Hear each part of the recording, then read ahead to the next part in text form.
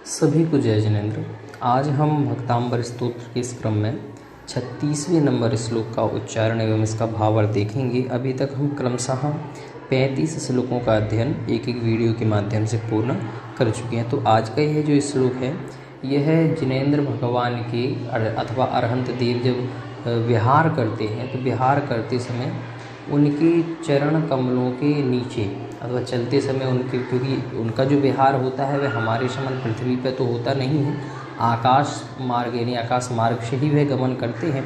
तो उनके पैरों के नीचे जो देव हैं वह स्वर्ण कमलों की रचना करते हैं।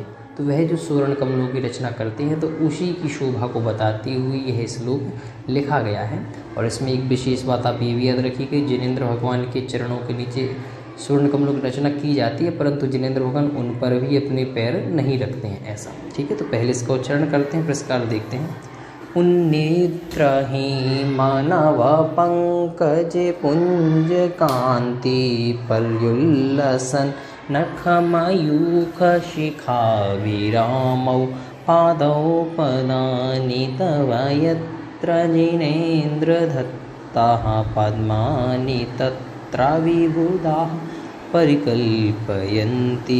तो देखिए क्या कहते हैं, उन्निद्र हेम। हेम का मतलब होता है सुवर्ण, मतलब सोना, है ना। तो कह रहे हैं उन्निद्र हेम। उन्निद्र का मतलब खुला हुआ स्वर्ण, हेम का मतलब सुवर्ण और उन्निद्र का मतलब खिले हुए। तो उन्निद्र हेम यानी खिले हुए सुवर्ण की नवपंकज। नवपंकज मतलब नवीन कमल, क्योंकि वह जो कमलों की रचना कह रहे हैं वो कैसी रचना है, वो सुवर्ण कमलों की रचना होती है। तो इसी के लिए कह रहे हैं उन्निद्र हेम यानी खिले हुए सुवर्ण की नव पंकज। पंकज का मतलब कमल होता है और नव क्या नया, तो नव पंकज यानी नवीन कमल। पुंज कांति, पुंज कांति नहीं, इनका जो सब ये जो स्वर्ण कमलों की रचना की जा रही है इनकी जो पूरी कांति कैसी है तो बहुत प्रतिभाशाली। तो उसी के लिए समूह के समान कांति के द्वारा, क्योंकि जो सुवर्ण की रचना हो रही है वह सब कैसी है, कांतिवान है, इसीलिए कहती है पुंज कांति, यानी वो तो कांति का क्या है, समूह है। तो बस तो क्या कह दिया, उन्निद्रहीम यानी खिले हुए सुवर्ण की, नव पंकज यानी नवीन कमल, पुंज कांति यानी समूह के समान कांति के द्वारा। तो यानी उनकी ही जो सुवर्ण है उनकी ही कांति की बात यहाँ पर कर दी। फिर कहते हैं पर्युल्लसन। पर्युल्लसन, परि का मतलब होता है सब ओर से अथवा चारों तरफ से। तो परि उल्लसन मतलब क्या बना, सब ओर से शोभायमान। पर्युल्लसन यानी सब ओर से शोभायमान। नख मयूख, नख का मतलब नाखून और मयूख यानी इनकी किरण। तो क्या कह दिया, पर्युल्लसन सब ओर से क्या हो रहे, शोभायमान हो रहे हैं। नख मयूख यानी नखों की किरणों के। शिखा विरामो यानी अग्रभाग से सुंदर। तो देखिए जो नाखून है वो पैर में आगे की तरफ रहते हैं, तो वही बात कह रहे हैं पर्युल्लसन यानी शोभायमान हो रहे हैं सभी ओर से।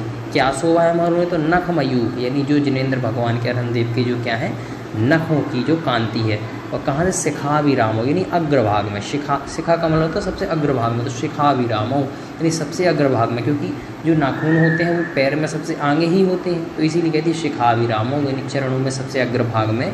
जो नख मयूख हैं, जो आपकी नख हैं वो क्या हो रहे हैं, पर्युल्लसन सब ओर से शोभायमान हो रहे हैं। फिर क्या कह दिया, पादौ यानी पादौ यानी जो आपके चरण हैं।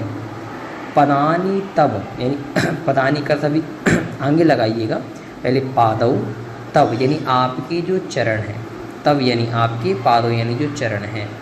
फिर क्या कहा, यत्र, यत्र यानी जहाँ पर, जिनेन्द्र यानी हे जिनेन्द्र, पादौ तब आपके चरण, तब यत्र, यत्र यानी जहाँ पर धत्ता है यानी रखे जाते हैं। तो पदानी यत्र धत्ता, तो पदानी से पहले पादौ तब एक साथ लगाइएगा और पदानी धत्ता एक साथ लगाइएगा, तो क्या बनेगा, पादौ तब यानी आपके चरण, जिनेन्द्र यानी हे जिनेन्द्र देव, धत्ता यानी धत्ता यानी रखते हैं, पदानी यानी चरणों को, जहाँ पर भी, यत्र यानी जहाँ पर भी आप चरणों को रखते हैं। पदमानी तत्र यानी तत्र यानी उसी स्थान पे, पदमानी, पदम का मतलब होता है कमल, तो कह रहे हैं पदमानी यानी कमलों की, तत्र यानी उसी स्थान पे, विबुधाः यानी देवाः यानी जो देव हैं वो क्या करते हैं, परिकल्पयन्ति, परिकल्पयन्ति उसका निर्माण करते हैं। तो क्या करते हैं, पद्मानी पद्मानी कमलों का, तत्र यानी वहीं पर, परिकल्पयन्ति यानी निर्माण करते कौन, विबुधाः यानी देवाः।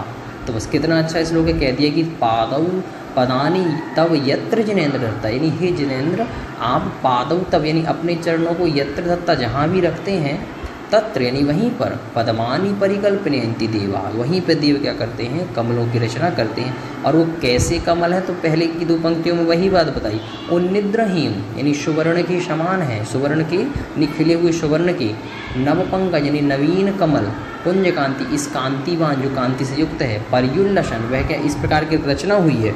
और वो जो रचना हुई है वहाँ पर फिर आगे क्या कहती है, आपके चरणों की भी विशेषता बता दी, पर्युल्लसन सब ओर से शोभायमान है आपके नखमयूर अग्रभाग से, तो वही जहाँ पे भी आप रखते हैं ऐसे अपने चरणों को, उसी स्थान पर तत्र वहीं पर क्या करते हैं, देव जो हैं स्वर्ण कमलों की रचना करते हैं। तो इस प्रकार से यहाँ पे ये बिहार में स्वर्ण कमलों की रचना का व्याख्यान बताया। अच्छा, इसका भावार्थ देखिए, हे तीर्थंकर प्रभु, जब आप नवमंडल में पद विहार करते हैं तब देवगण आपके चरण तले स्वर्णमयी कमलों की रचना करते हैं। तो इस प्रकार से हमारा यह 36वें नंबर का श्लोक पूर्ण होता है। सभी को जय जय।